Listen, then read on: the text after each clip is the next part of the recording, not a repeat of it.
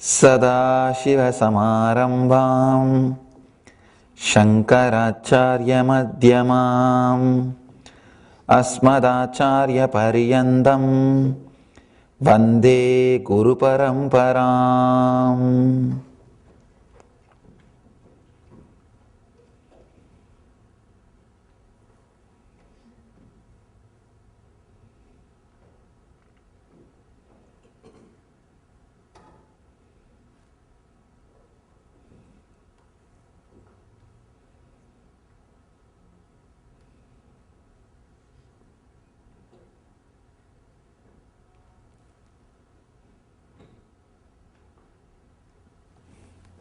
I welcome you all with my love and respects.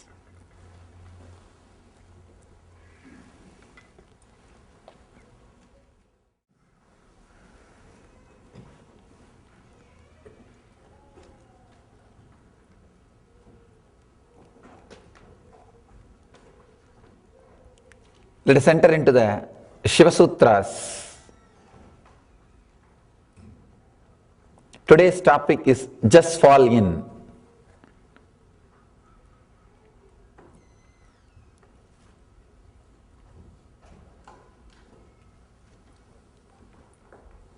These great sutras delivered by Mahadeva, Shiva to Devi to create the same experience or the consciousness in which he is staying, to reproduce the same state of being in Devi. Shiva has delivered these great sutras. Shiva means, the word Shiva means causeless auspiciousness. Understand the Mangalatva for no reason. He is auspicious, showering himself for no reason. He is called Asudosha, means easily pleased. He is very innocent. To please him, you don't need too many big things. Just a little water, just one bay leaf or one namaskar is more than enough. You don't need too many things to please him. For Vishnu Puja, you need so many things. He wears only Pitambara and all Ratna, Shamantaka. But Shiva is a Swami. Doesn't wear anything except Rudraksha. Very easy to please him. Asudosha. Too innocent. Doesn't need too many things to please. Causeless auspiciousness. Here, he is showering himself for no reason. He is opening up for no reason and expressing the techniques to experience the same state in which he is residing, same state in which he is established. Let us enter into these great Shiva Sutras by remembering Mahadeva, our Adi Guru.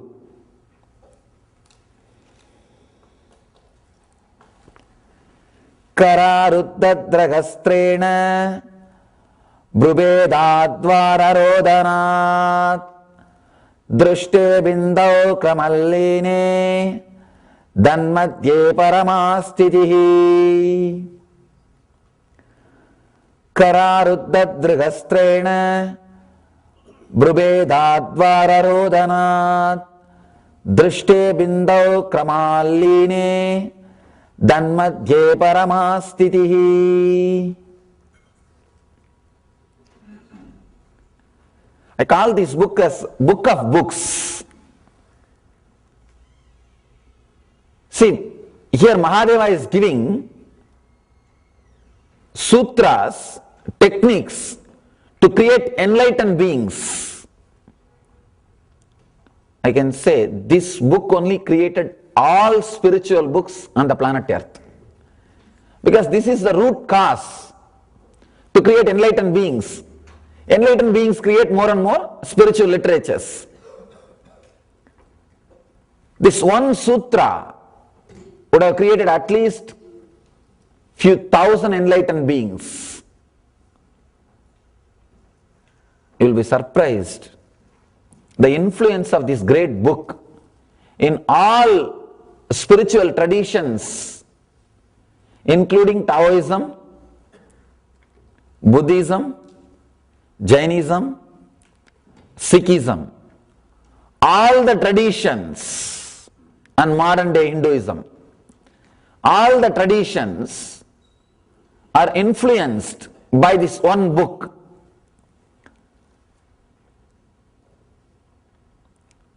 We have clear, solid records to prove that this book is at least 10,000 years old, because the inscriptions, stone inscriptions are available. These original sutras are inscribed in stone near Kashmir. Those inscriptions are at least 10,000 years old. This book has inspired and influenced all traditions which came out of the Vedic tradition. This technique is practiced still now in Taoism. Let us first understand the technique, then we will understand how it is practiced in Taoism and how it is practiced in traditional Tantra, the traditional philosophy for enlightenment. Let me give the translation. By closing the opening of the senses, by hands and by piercing the center between the eyebrows, when the bindu is perceived and there is a gradual merging, then the supreme state is found in the center.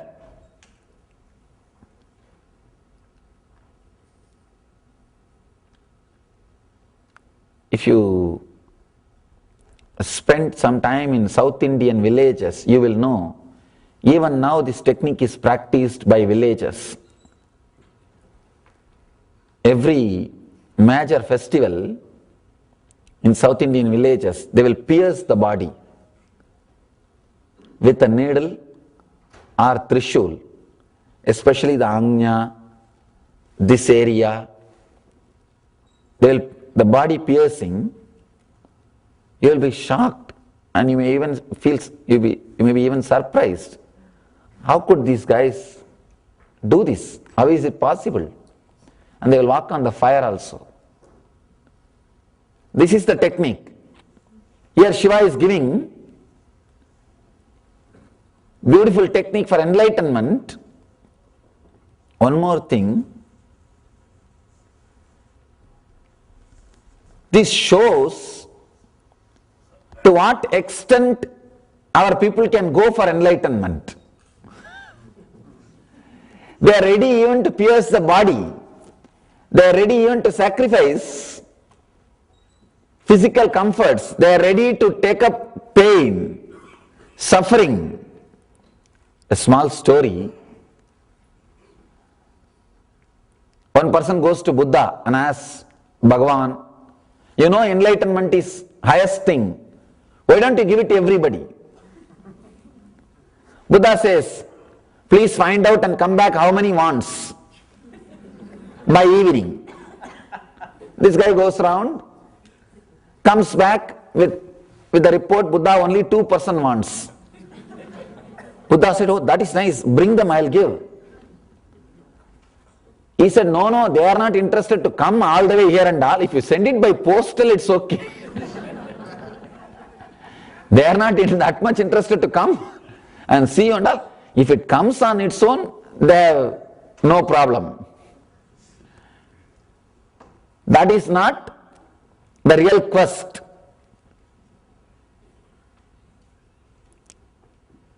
Here,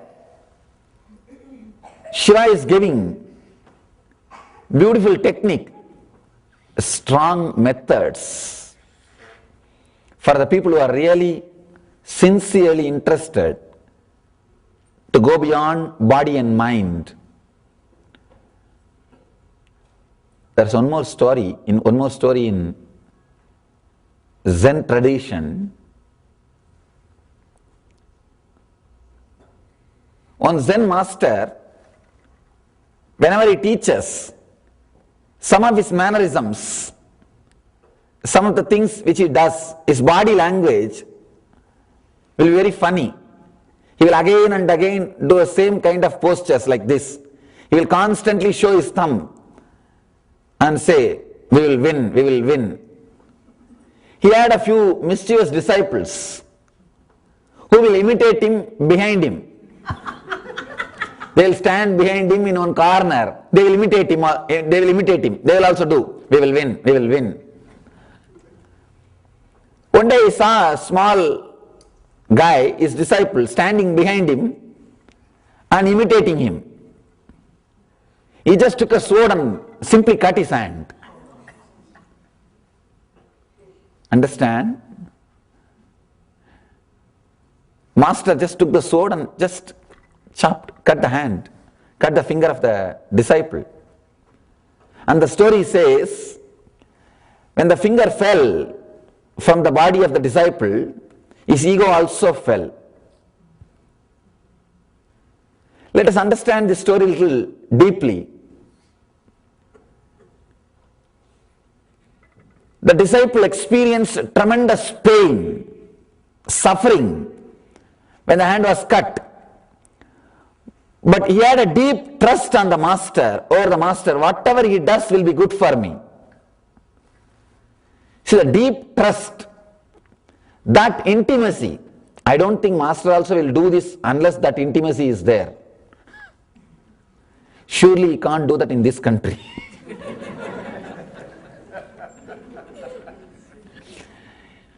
Of course, in the modern day he can't do in any country. Forget about this country, in any country he can't do. That depth of a relationship, the feeling connected, existed between the disciple and the master. Zen masters use all weird methods for enlightenment. They push disciple from third floor through window. They just threw him out of window. But they do it in right time, understand? Right time and right person. See, the connection between the master and disciple was so deep. When the tremendous suffering and pain started in the body and mind, even at that moment, disciple was very clear. Whatever master does will be good for me. That deep trust, simply that moment he became enlightened. Understand? If you can maintain that deep trust, when you go through suffering or pain, a new door will open in your being. That is the essence of this sutra. When you can maintain your center, when you can be centered, while you go through a physical torture or mental pain, mental suffering, when you go through a deep physical pain or mental suffering, you will just go beyond it. A new door will open. Unclutching from the pain and centering your energy into yourself. That is what has happened when that master cut the hand of disciple. Anyhow, disciple became enlightened. All the other disciples took this boy and treated him, and he became all right. Other disciples asked, "Master, we know he has become enlightened. Beautiful. But don't you think it is too costly? He lost one hand." Master says, "Fool, for enlightenment, many people lose millions of lives. It is achieved only by losing so many lives, working and dedicating lives after lives. This great experience is achieved. He lost only one hand. It's okay, worth bargaining. It is worthy. It is not that he received something lower than what he lost. Understand two important things. First thing, that much of connection, trust over the master existed. Second thing, the disciple is willing to go through any suffering and pain, any tapas. Tapas means ready to work on the technique at any cost. Ready to work on the technique at any risk. That is what we call tapas. Enlightenment becomes first priority. Of course, this technique is for the people to whom enlightenment has become first priority.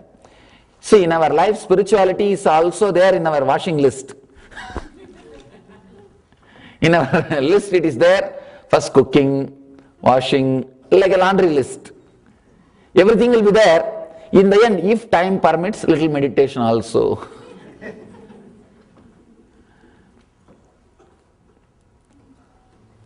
But if the priority becomes clear, if the enlightenment becomes the first priority, only then these kind of techniques can be used. Here, Shiva is giving a very powerful technique for enlightenment. By closing the opening of the senses, by the hands and by piercing the center between the eyebrows, when the bindu is perceived and there is a gradual merging, then the supreme state is found in the center. Paramastitihi means the state in which Shiva is staying. Let us understand this word paramastitihi, transcendental reality. See, we have three levels of reality. One is external reality. All of you know the external reality, an external world. Whatever you call as the law of the country, whatever you understand as the law of the society, the way in which you relate, live with the outer world, this is called external reality. You have to pay your bills, you have to do your job, you have to eat, you have to sleep, you have to carry on with your regular life. The external reality. All of you know about the external reality. Second thing, internal reality. Sometime when you grow deeply, when you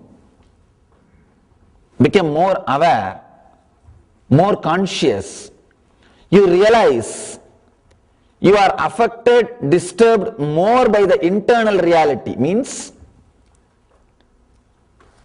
the incident or the thing which is happening in the outer world is not directly connected to the experience which is going on in the inner world. Just by doing a small change, the same incident which is supposed to create pain in you may not create. Sometimes, if you just avoid the words which constantly says pain, pain, suffering, suffering, you will escape from the pain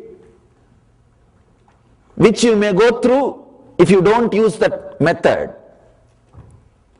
For example, the incident, usually it may create suffering or pain in your inner world, inner space. If you are little intelligent and careful not to allow those words from the beginning, if you are that much aware or conscious, to stop the word before it surfaces to conscious layer, you can escape from the suffering. If you become a little aware, you will know how to play with your inner reality. Means you will be more balanced. The outer world things will not be able to affect you. With these few experiences, you will realize in the inner reality, the inner world is much more powerful than the outer reality, than the external reality. Only at this point, you start saying, world is Maya. It is illusory. It is unreal. Don't think when Shankara says the world is unreal, it's not that it does not exist. It is there in front of us. If you go and hit your head on the wall, you will feel the pain. It doesn't mean that it's not there. Internal reality is much more stronger than external reality. That is what he means. When the internal reality is more stronger, when you are able to experience joy or peace or bliss just by altering your mental status, just by altering your mind, the internal reality becomes more stronger than the external reality. You experience the outer things are not creating such a deep impact on your being. You are more centered on your inner being. This is called internal reality. One is external reality, another one is internal reality. Means that the inner space becomes more real to you than the outer world. I have seen a great yogi. He will just sit in one place, and if he wants to call any animal, he will just create a particular kind of a sound. That animal will be there. And not only that, if he wants to break a stone, I have seen with my own eyes, he will just create a sound of hammer. If the hammer hits the stone, what kind of sound will be created? The same sound he will create with a special vibration, and I have seen with my eyes that stone will become two pieces. Just as if that stone has been hit by the hammer. I was shocked. How can this be? Not once or twice, many times I have seen. Same way, he will create a sound of the stone hitting a bird or something. If he wants to kill a bird, if he just creates that sound through the tongue with that vibration, I have seen the bird will fall dead. It will drop dead. Same way, if he wants to get some fruit or anything, he will just create a sound, and as if a stone has hit that fruit will fall from the tree. I asked him, how could this be possible? He told a beautiful truth. The whole world is just vibration. The whole thing is just vibration. If you know how to handle the light particles and sound particles, understand? The light particles and sound particles. Nada and Bindu. Nada is sound particle, Bindu is light particles. You can do anything. For him, the inner world is more real than the outer world. So anything comes out of his inner world directly affects the outer world. It creates an impact on the outer world. For him, world is unreal. Outer world is Maya, illusory, because he can do anything just with the inner world. There is a third kind of reality. So you understand? First is the outer world. The second is inner world. When your inner world is more real than the outer world, you will have siddhi, means powers. Third kind of reality is transcendental reality. In that level, you will have buddhi, intelligence. Even in the second level, there is no guarantee you will have buddhi. You may have siddhi, power, but we don't know you will have buddhi or not. Transcendental reality. Transcendental reality means experiencing nothing dies. Experiencing, you don't need to do anything in the outer world or in the inner world. Understand? You don't need to do anything in the outer world or anything in the inner world, because both are equally nonsense. Both have no meaning, both have lost meaning for you. People who are established in the internal reality, in the inner world, for them only outer world will be unreal, Maya, but the inner world will be real. If you are established in transcendental reality, Paramastitihi, what here Mahadeva says, Paramastitihi, then inner world and the outer world, both are illusory for you. Both are unreal. Anandeshwara, that's why we call Shiva as Anandeshwara, established in Paramastitihi, who is not bothered about the outer world and the inner world. Sometime when I tell people that this yogi broke the stone just by creating a sound, they tell me, they ask me, Swamiji, can you also do that? I tell them, what is the use of breaking a stone with a sound? Why not use the hammer itself? What is there? He did it, okay, that is true, no doubt. But what is the use? What is the use of killing a bird? Or what is the use of plucking a fruit? What is the use of breaking a stone? I don't see any use. I told you that example, that incident, just to tell you the possibility exists. There is a possibility. For some people, the internal reality is much more real than the external reality. Just to make you understand, I gave that example. But in Paramastiti, in transcendental reality, you are beyond external and internal. You realize the truth, nothing dies, nothing changes. Isha Vashyam Itam Sarvam. Whatever exists is energy, is indestructible. Understand an important truth. There is a part, inside the part, the space is there. Outside the part also there is a space, inside the part also there is a space. The space which is inside the part is called Katakasha. The space which is outside the part is called Mahakasha. Now, if you break the part, the space which is inside the part can't be destroyed. Part may be destroyed, but the space which is inside the part will not be destroyed. It will just disappear into the space which was outside the part. Chidakasha will disappear. The Katakasha will disappear into Mahakasha, that's all. Katakasha, the space which is caught inside the part, will disappear into the space which was outside the part. Over.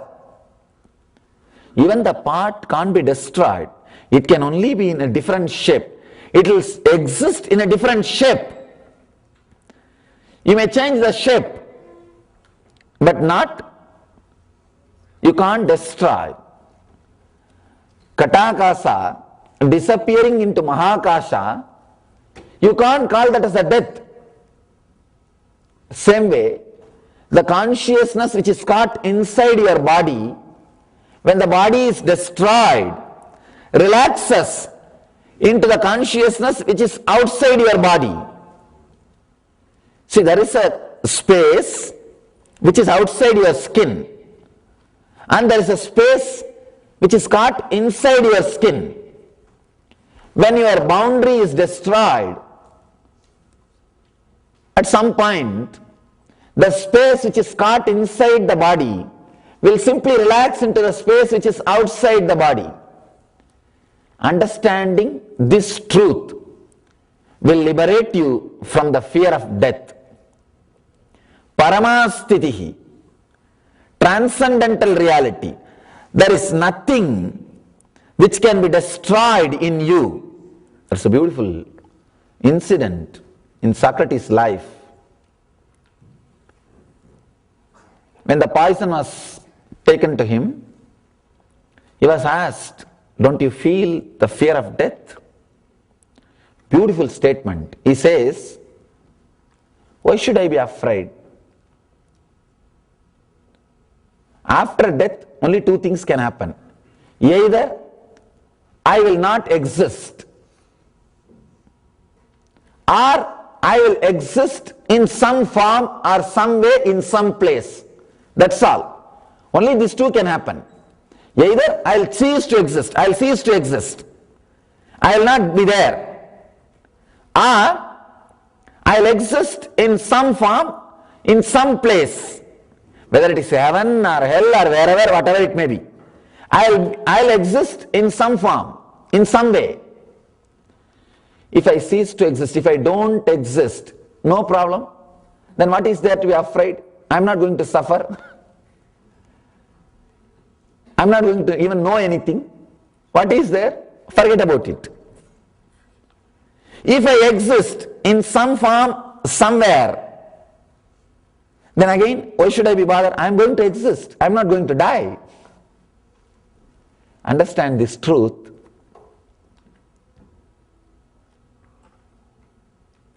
If you just relax and listen to this, suddenly it will click. The satori will happen, the understanding will happen. When you sit in a complete relaxed way, suddenly you will see these words directly penetrates and creates that understanding. Many times, people who are tensed, they will listen the jokes, they will understand the meaning, they will understand the grammar, but they won't be able to laugh because the clicking won't happen. After 2 days, when they are taking bath in the bathroom, the click will happen. The tuck, and they will be laughing. Please do not wait till you go to the bathroom. Let the click happen now. If you are relaxed now, because these words can create that satori, that understanding, this moment. See, your kundalini can be raised in so many ways, by pranayama, breath control, by deep devotion, by techniques which creates high energy, but nothing can be compared to the awakening of the kundalini through the jnana, intelligence. That is the safest, straightforward, immediate method. See, through Raja Yoga, means breath control, you can awaken the kundalini. Through Dhyana Yoga, meditations, you can awaken the kundalini. Through Bhakti Yoga, deep devotion and surrender, you can awaken the kundalini. But nothing compared to the Jnana Yoga, through intelligence. Because for this, you don't need anything, you will not be dependent on anything. Just the understanding, something clicks and you are unclutched. That moment. All you need to do to awaken your kundalini means that understanding, intelligence through Jnana Yoga is to be relaxed. Not worrying too much about too many things. Don't even bother if you don't understand, it's okay. Especially in our Vedic tradition, we have lives after lives after lives. If you miss this life, it's okay. But if you sit with that relaxedness, if I miss this life, it's okay. You will not miss this moment. But if you are too much worried, I have to finish now. That very worrying, that very stress will stop the process. Understand these two words of Socrates. It's a great mantra. Only two things can happen. Either I'll cease to exist, I will not be there. Then what is there to be afraid of? Because you see, only if you exist, you will have suffering, pain, something. If you don't exist at all, there is nothing to worry. There is nothing to bother. Or I may exist in some form, in some way, somewhere. Then again there is nothing to worry. Because I am going to exist. I am going to be alive. When you can manage this existence, Socrates says beautifully, I managed to live my life, to run my life in this atmosphere. When I can manage this, can't I manage if I exist somewhere in some form? Just look your life back.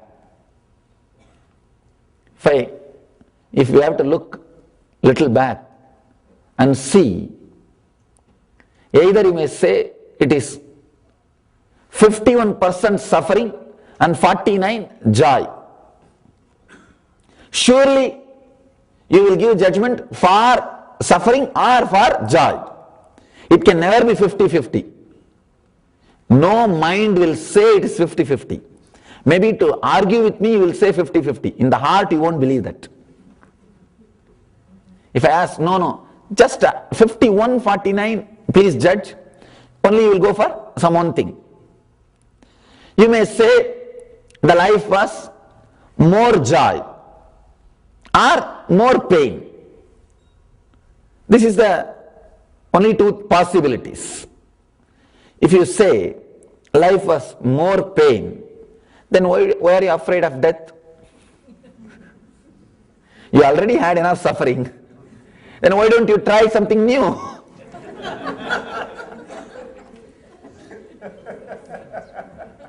And if you say life is more joy, then again you lived so joyfully.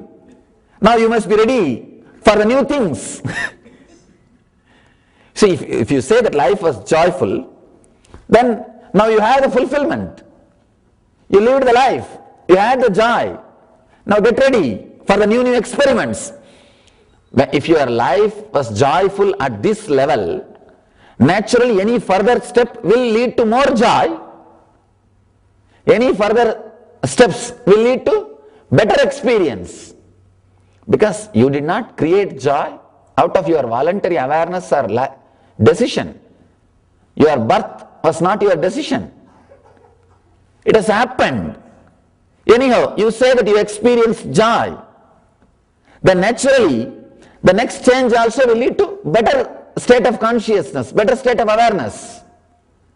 So, any level, if you argue from this side or that side, your fear has no base. If you stand the side of no more birth, only one birth, I'll cease to exist, I'll disappear after this birth, after this death. Again, there is no need for fear.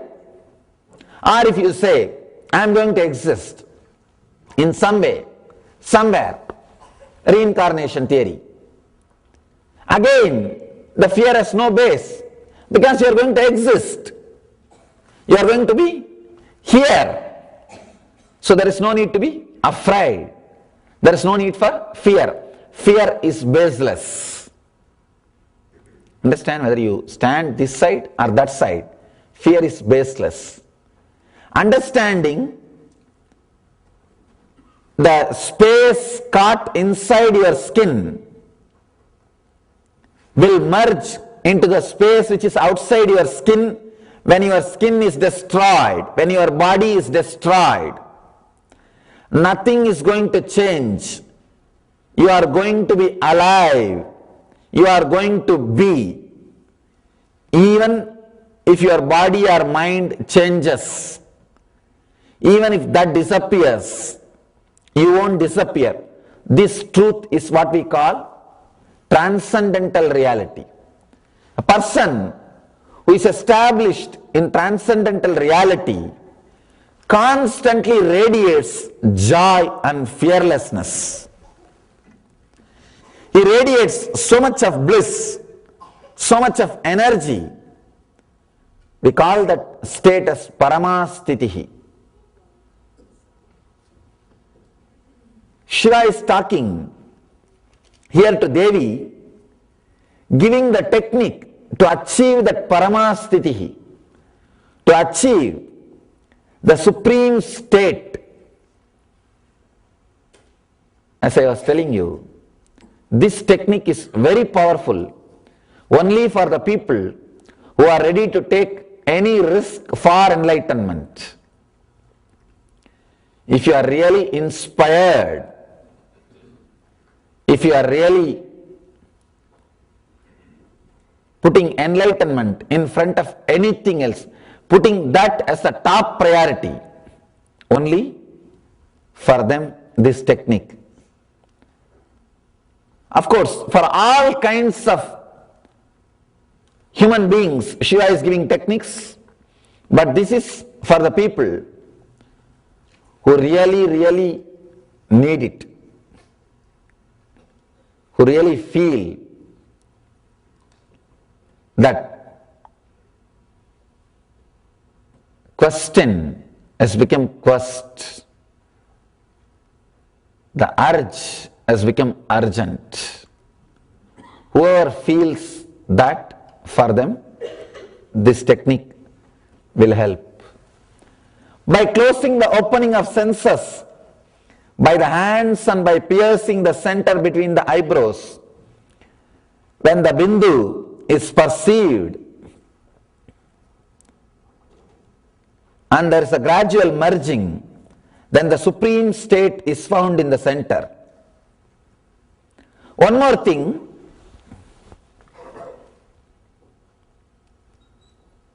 this technique, to use this technique immediately to achieve enlightenment, you really need to take a big risk of creating that kind of a pain in your body, ready to take the risk of piercing your body and creating that kind of a pain. But now we don't need to take that risk. At any point in your life, if you go through some pain, use this technique. Don't miss the opportunity. For that reason only I am talking on this technique. Understand? Now we are not going to pierce your head.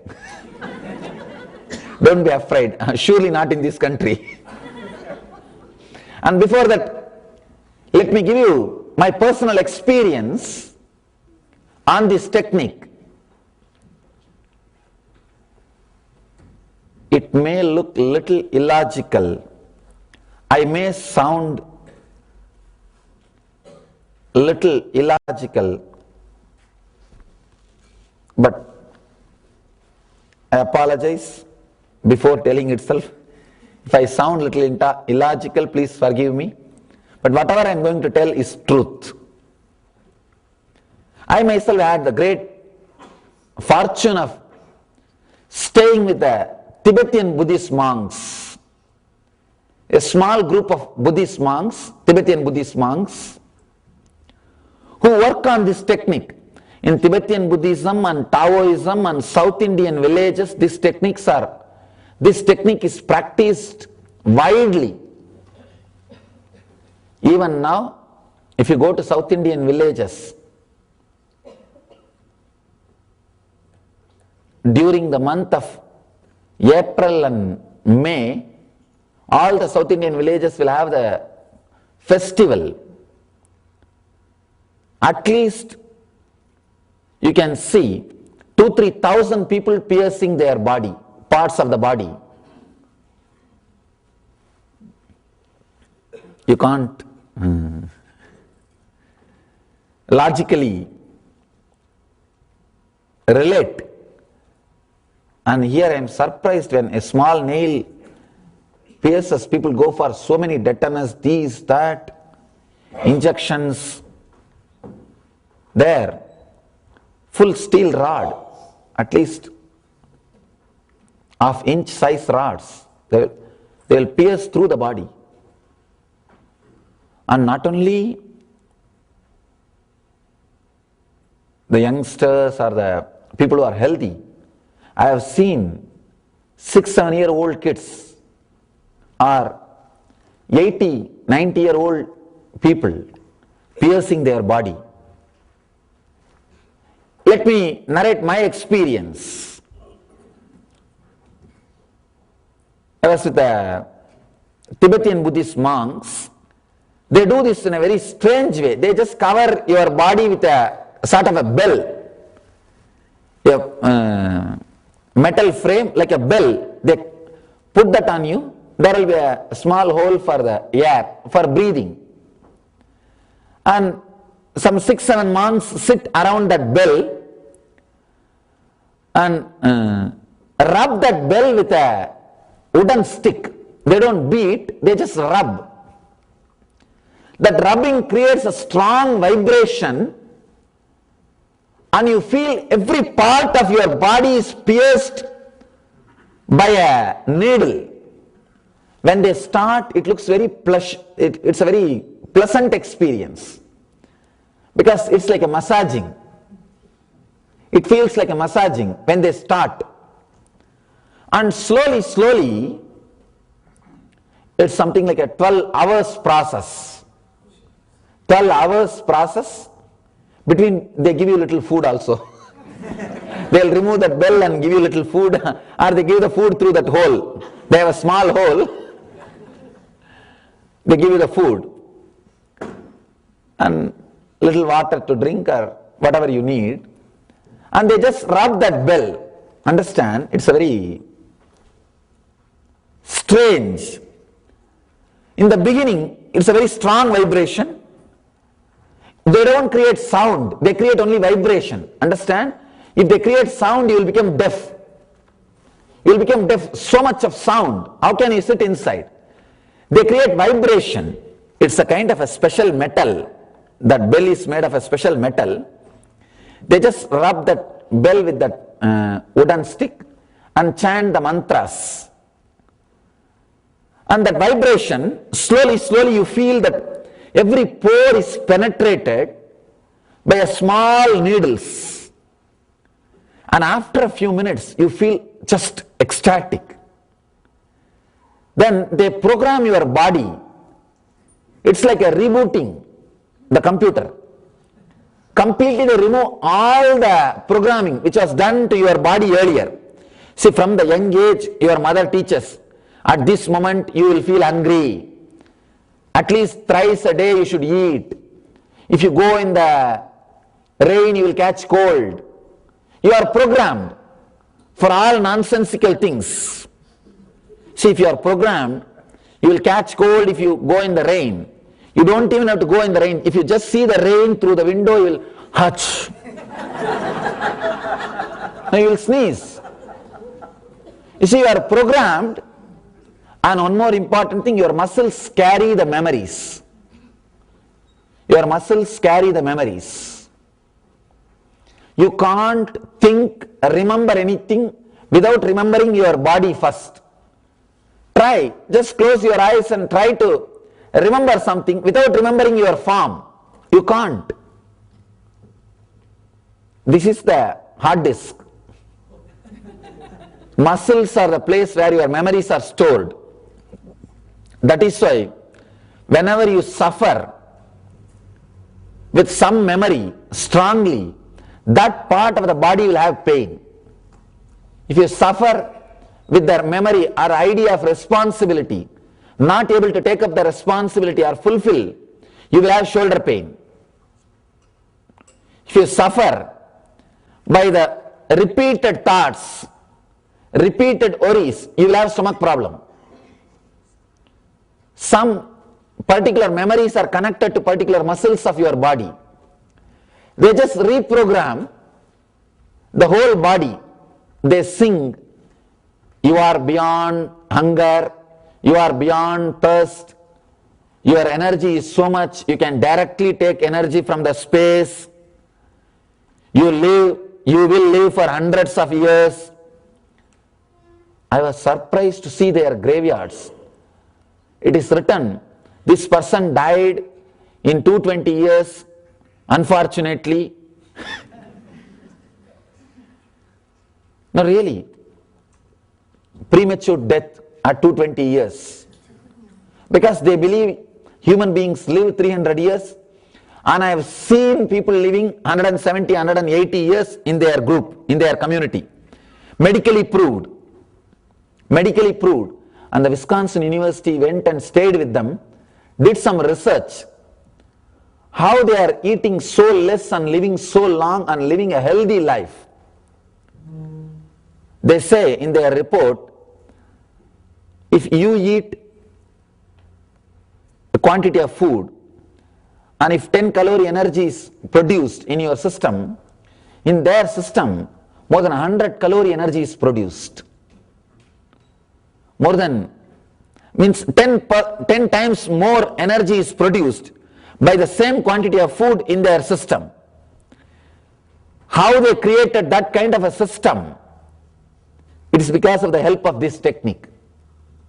This technique is the thing through which they create such a system which can run with less food more efficiently.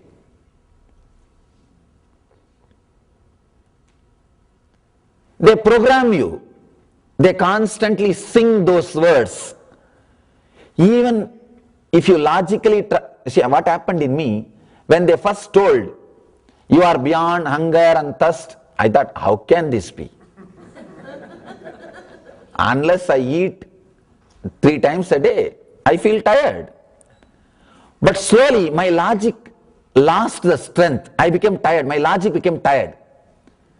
Because of the constant vibration, I am not able to argue with them. You see, mentally, I am not arguing verbally. Mentally I am arguing. My unconscious is arguing with them when they are saying, you are beyond hunger, you are beyond thirst. Only first 10 times I was able to argue.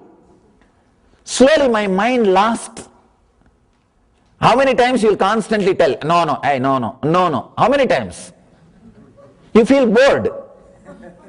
And slowly logic said, all right, let them tell whatever they want, leave it. Logic lost the attitude of fighting. Logic lost the power to contradict. That is the time they penetrate you. That is the time they penetrate you. They took a small wooden piece and started hitting on my forehead with a hammer. The unconscious is not ready to believe what it was taught, what it believed all these years. Now it is ready to believe what they are saying. Understand? It's a very powerful, very strong method, sure methods towards enlightenment.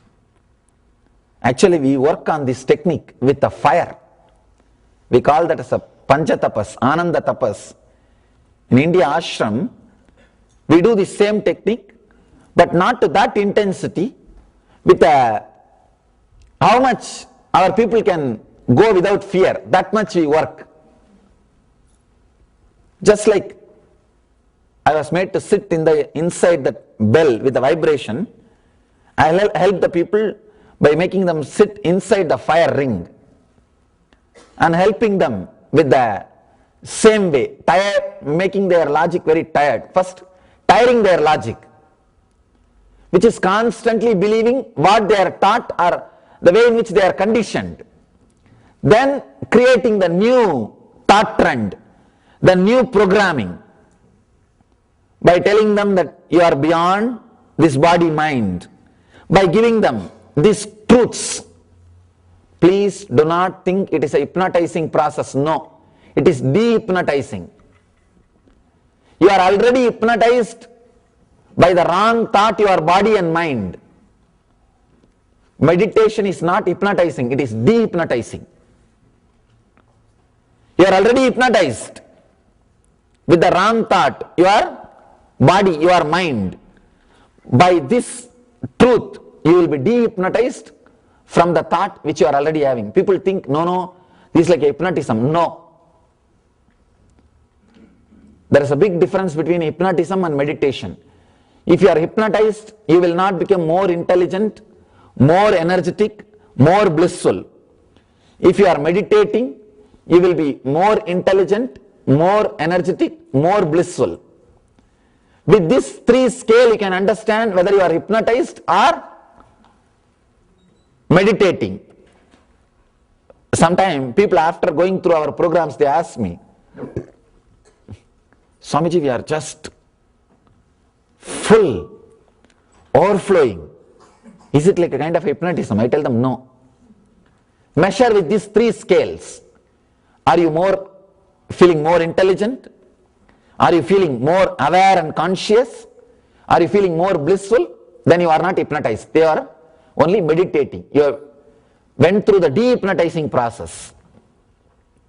What they did to me and what we are doing through Panchatapas is de-hypnotizing, not hypnotizing. They make your logic completely tired. And how many times your logic will come out and fight? Your logic is not so strong as you think. I always tell people, your ignorance is not so strong to take enlightenment away from you. Even in ignorance or ego, you are not that big guy. That's the truth.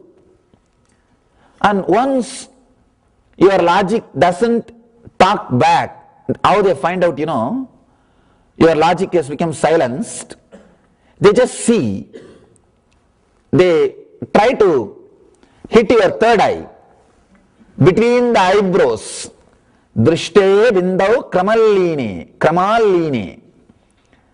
Between the eyebrows, that is the spot where your logic will be there whenever you are in a waking state.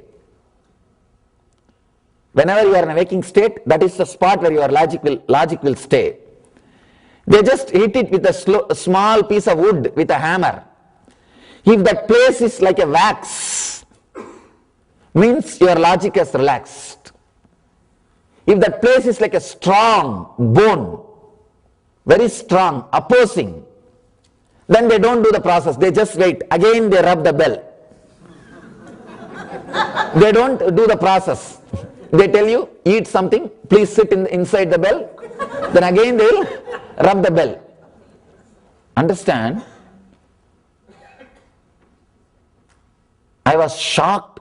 They were able to send at least 3-inch size wooden piece inside my eyebrows, inside my ajna, and were able to take it out without bleeding or opening or disturbing any piercing, any pain. Please understand, I can't help it if you feel you can't believe, but I can promise this is a truth. It happened in this very spot, to this very body.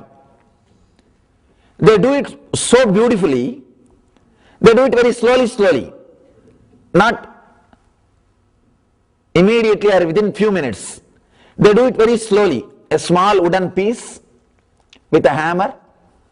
If they feel, the moment they feel that you have little pain, because if you have pain it will show in the face, they immediately stop it and make you sit again and rub the bell.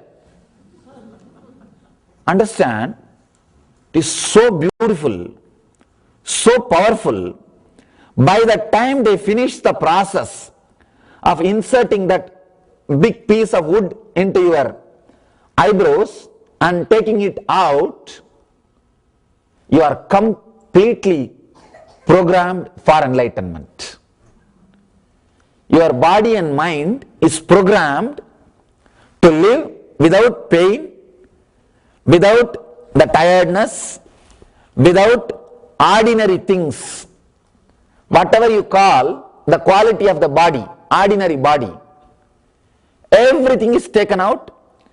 Now you are in the same innocent, beautiful space in which the Shiva, Lord, is staying, Paramastitihi,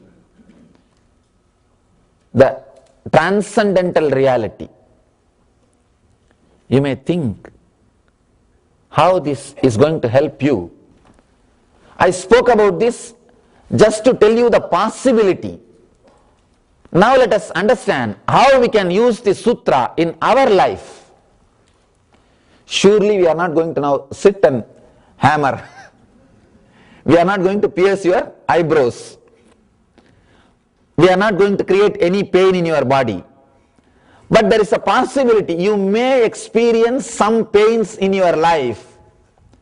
At some point, use that time, this technique, to center yourself for enlightenment.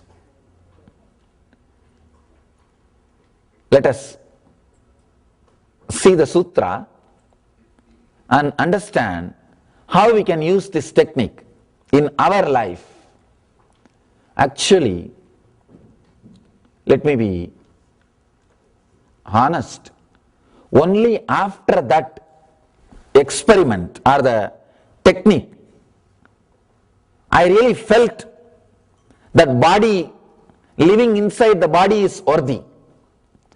Because it feels so light. It just does whatever you say. Otherwise it is just hell to be inside a body which does not obey you. See, really, it is nothing but a hell to be inside a body which doesn't listen to you. Means the closest person to you is not obeying you. How will you feel confident to live? See, if your family completely obeys you and gives you the courage and confidence that you are a leader, you will always be successful in your profession or social life. The right family is really important to be successful in the society, because that only will give you the courage and confidence to take major decisions in your life.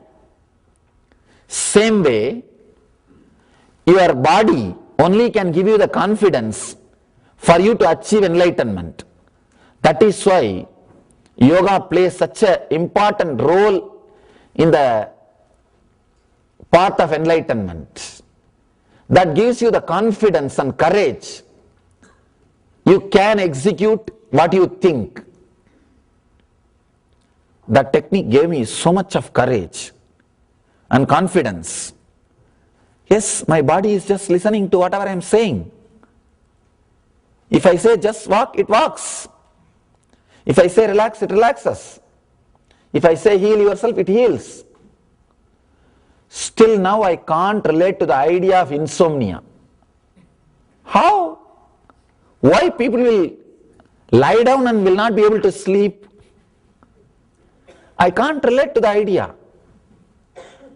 Let me be very honest. When people come and tell me, Swamiji, I don't get sleep, even after lying on the bed, I tell, why? It's difficult to relate even to that idea. Thanks to those great masters, I was shocked to see millions of people suffer insomnia in this country. It is just programming of the body. The Eastern tradition, we say, sannyas life is when you stretch your hand, food, when you stretch your leg, it's sleep. That's sannyas life. When you stretch your hand, you eat. When you stretch your leg, you sleep. If you live like that, you are a Swami, you are a sannyasi. You are a Paramahamsa. I can't even connect with the idea when people come and tell me, we are not able to sleep.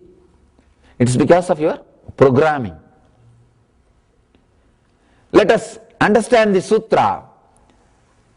Kararuddha drigastrena brubeda dvararodhanat drishte bindau kramaline dhanmadhye paramastitihi. The sutra says, by closing the opening of the senses by the hands and by piercing the center between the eyebrows, when the bindu is perceived and there is a gradual merging, then the supreme state is found in the center. Let me explain the sutra as it is first, then we will see how we can use it in our life. It says, close all the openings with the Shambhavi Mudra. Shambhavi Mudra means closing all the openings by the hand, eyes, ears, nose and mouth. Please do not try. Please do not try. You may fall, you may faint, because how many seconds you will be able to close? Here they are saying till enlightenment close it. Till you achieve the Paramasthiti, close it. I am speaking on the sutra just to put the whole thing in record. Please don't try. It has to be done with the direct guidance of an enlightened master, with a deep trust between you and the master, and with the high courage to take any risk. Whoever feels, what will happen? At the most I will die. It is better to die than to live without enlightenment. If you feel that much intense, then this technique is for you. Shiva is giving techniques for even sudden enlightenment. See, he is giving 112 techniques. He is giving the techniques like bullock cart also. Slowly you can get into it. Tatak, tatak, tatak, tatak, tatak, tatak. No much problem. You can relaxed way. You can come and reach when you want to reach. And he is giving the technique like a train also. Little fast. But you need to pay. And he is giving techniques for all level of intensity. And this is jettage. Here he is giving you the techniques. Very intense. Same way, anything intense will be risky. Here I am talking only to put the whole thing on record. It's called Shambhavi Mudra. Close all the holes, all the senses, and just put your awareness on the third eye.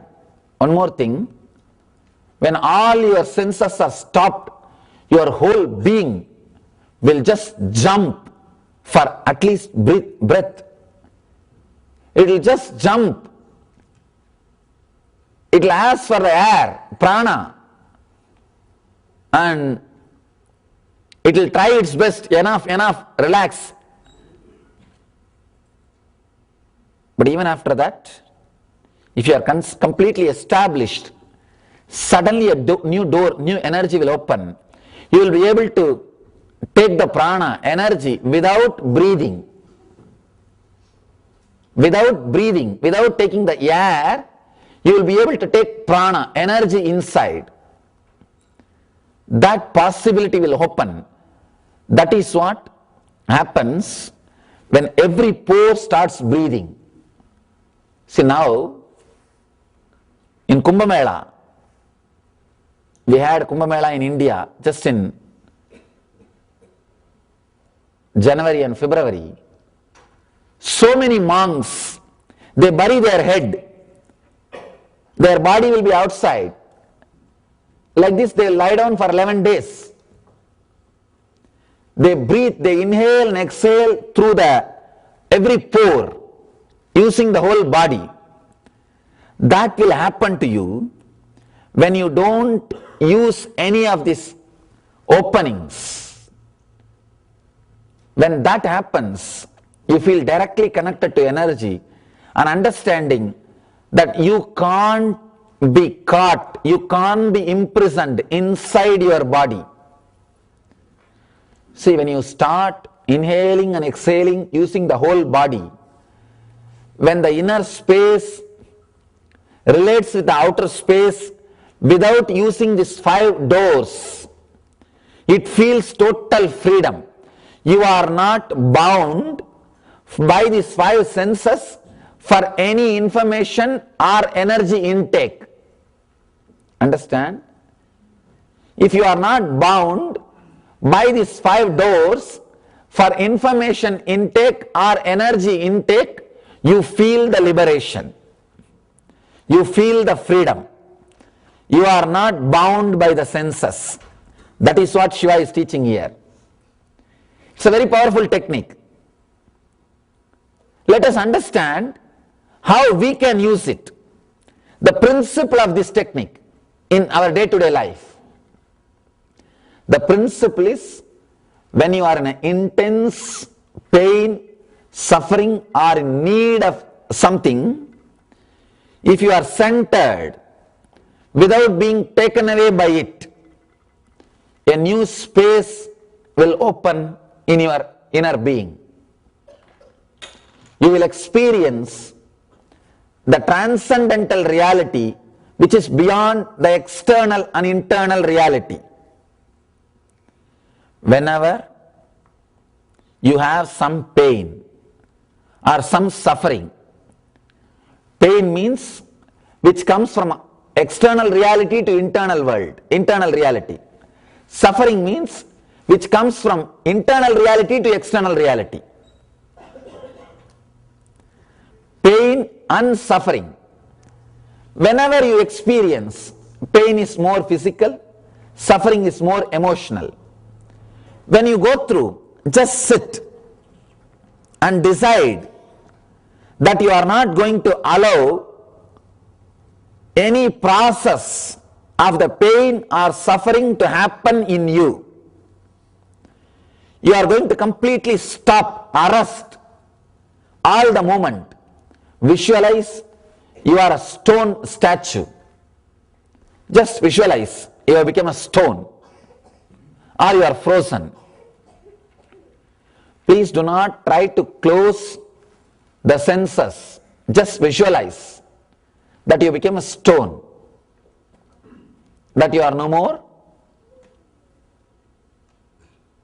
a body or a mechanism which can function. Just visualize you become a stone. Automatically the movement will stop. Just be completely centered on one idea. You are stone now. You are completely frozen. Do not be taken away by the pain or the suffering. Suddenly you will see the new space which is called transcendental reality, Paramastiti, will start happening. You will feel that you are witnessing the pain and suffering. You are just witnessing the pain and the suffering. This technique is very powerful technique. Try it whenever you feel some pain, some suffering. Don't bother, you don't have to wait too long. We have enough. Even if you don't have any emotional suffering, just pick up the cell phone and call 2-3 numbers. They will give you. Call any number. And you have enough intimate enemies.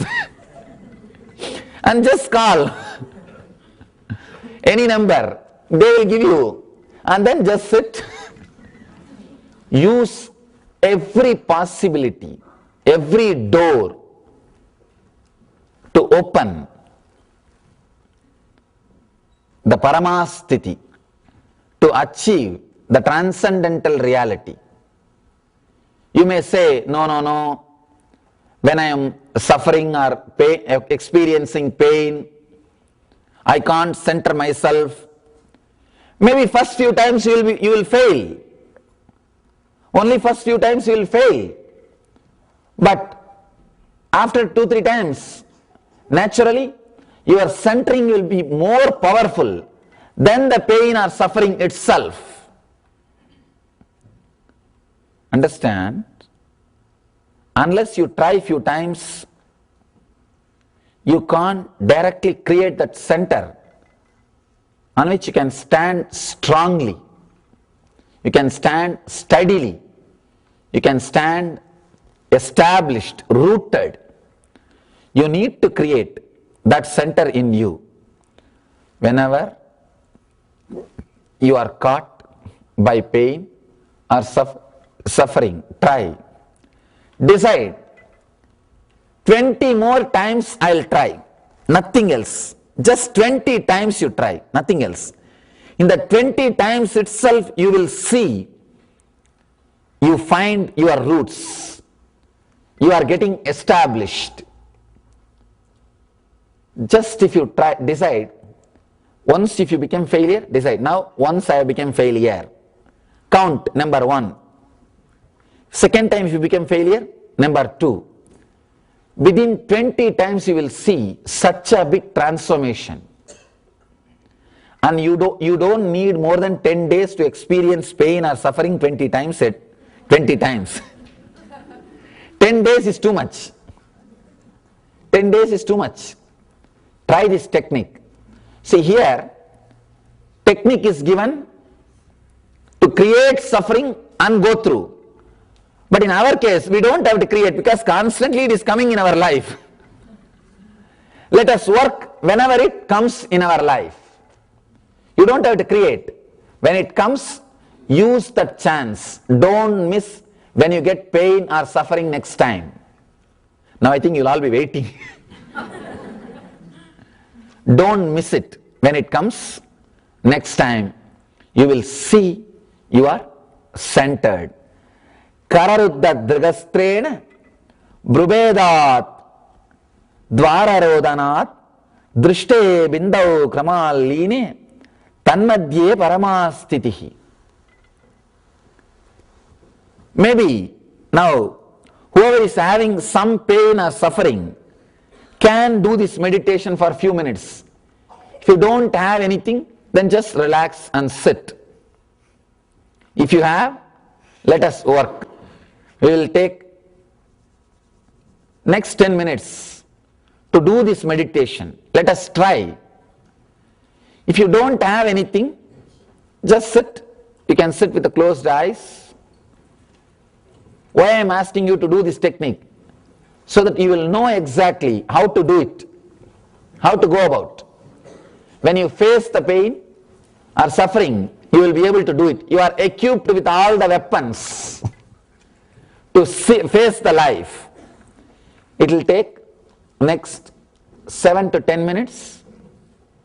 If you feel you can't sit for next 7 to 10 minutes or you don't want to meditate, you are free to leave the hall. It is your choice. If you decide to do the meditation, please close your eyes and sit in a relaxed way. If you have a kerchief or a cloth, you can tie your eyes like an eye band so that you will not feel tempted to look in between.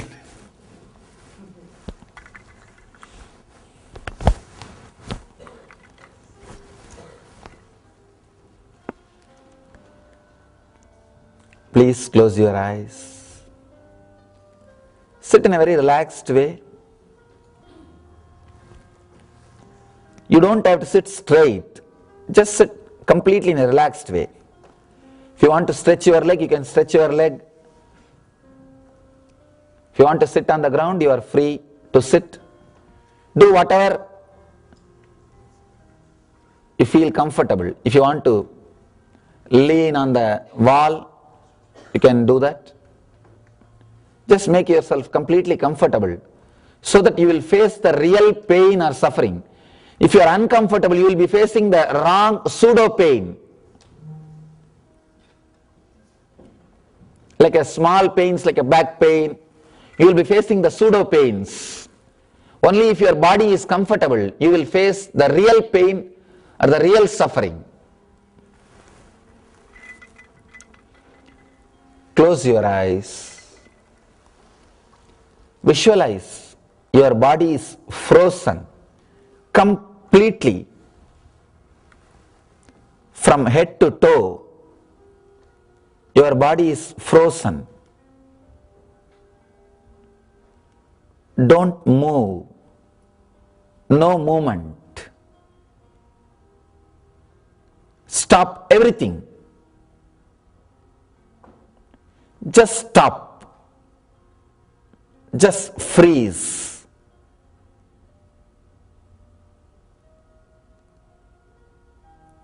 Just be a stone. No movement in the eyes, no movement in the hands, no movement in the leg, no movement even for breathing. Just stop. Just freeze.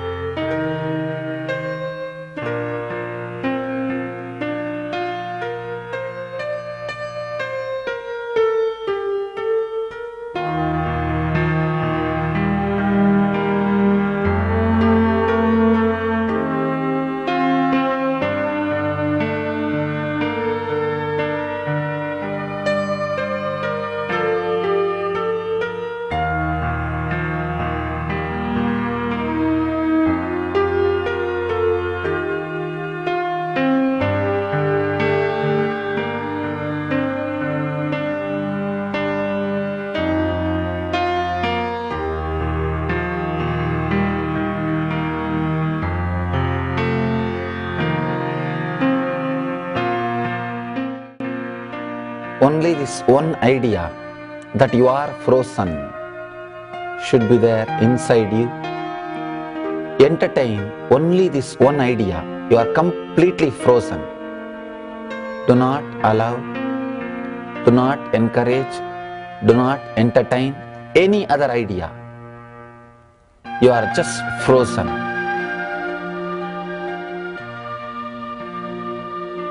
Just stop. No moments.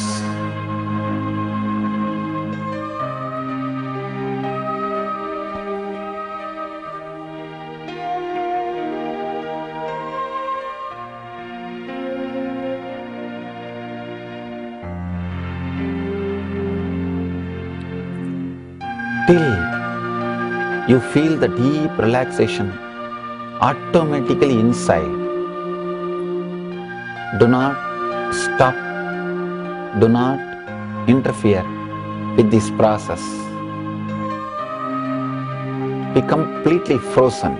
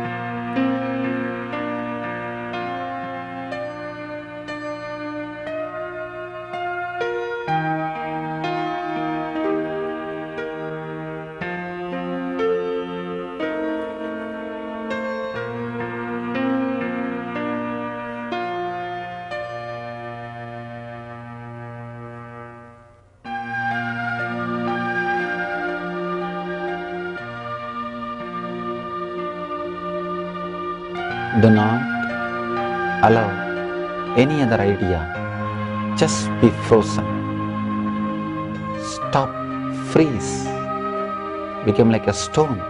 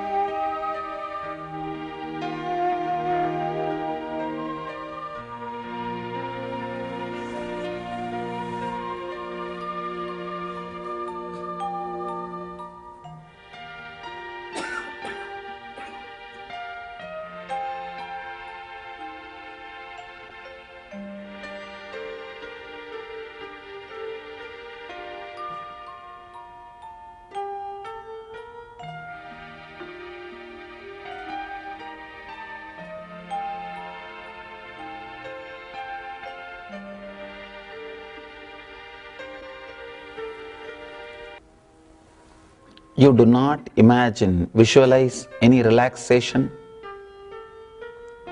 Relaxation or witnessing consciousness should happen by itself. You put your effort only to stop and freeze you.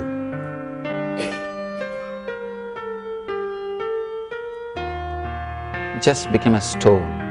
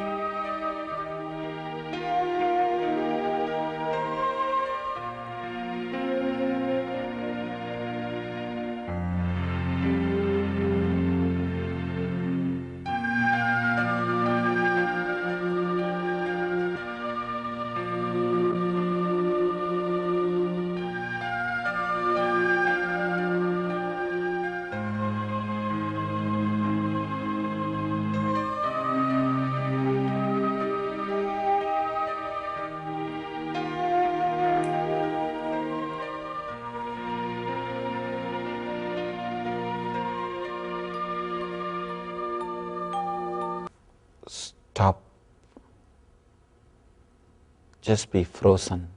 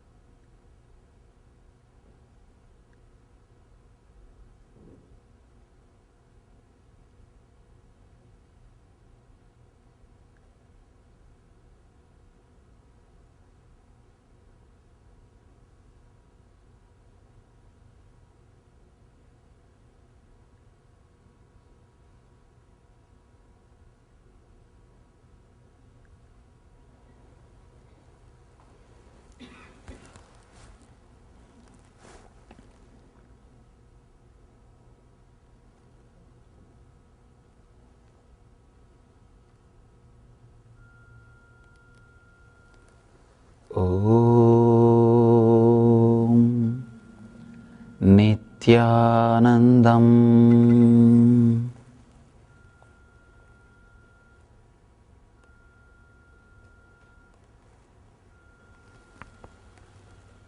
Relax. You can open your eyes.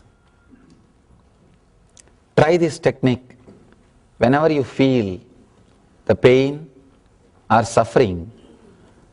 You are not supposed to visualize any relaxation or witnessing consciousness. It will happen. Till then, just be completely frozen. You will see that you establish yourself in the Paramastitihi, the supreme state of Shiva consciousness. See, even these postures of Shiva, all of them are used for this kind of different techniques. These postures are used to freeze the body. They will just stand in that posture and freeze the body, so that no movement in the inner world. Each of the Shiva's dancing postures, it describes one Shiva Sutra, one meditation technique. He dances in a different ways. There are different description of dancing posture, and each posture is connected to one meditation technique. He is expressing in the body language. This sutra is expressed in the body language of Shiva. Is this? Each one dancing postures of Shiva. Now we will have energy darshan and initiation. If any of you are interested, getting initiated means, you see, let me explain the initiation. Initiation is the process beyond your intellectual understanding. The transmission of lamp happens. Now you understood something intellectually. There is something which is not understood, which can't be transmitted through the words. That is transmitted. That's what we call initiation. Sometimes I tell people that unless you are initiated, the techniques do not create the result. The reason is you do not grasp completely whatever is expressed through words. Initiation is like it just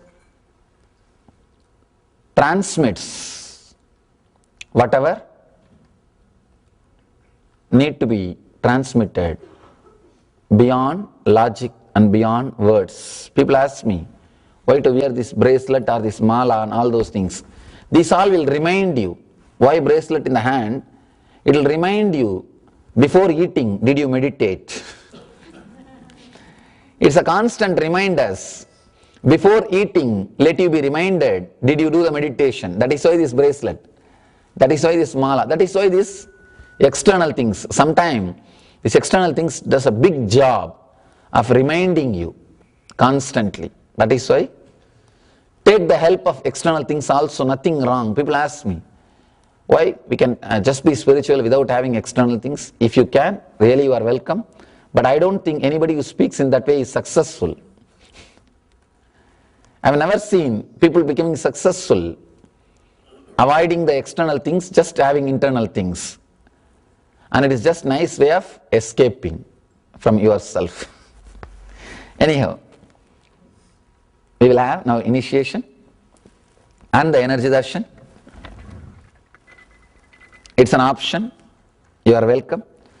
So let these great sutras of Mahadeva, Anandeshwara, give you the same energy, intelligence and bliss. Let the same state of Anandeshwara be reproduced in you all through the sutras. Let you all achieve and radiate eternal bliss, Nityananda. Thank you.